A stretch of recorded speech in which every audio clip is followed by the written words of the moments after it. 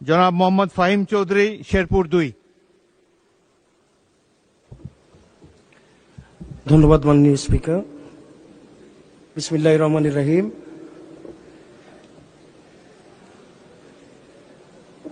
আমার নির্বাচনী এলাকা শেরপুর 2, নকলা ও নালিতাবাড়ী উপজেলা এবং 2টি পৌরসভা নিয়ে গঠিত।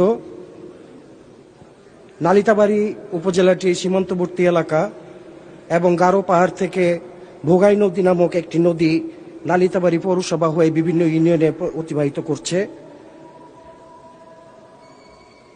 মাননীয় স্পিকার, আজান দিচ্ছে, থামবো কি?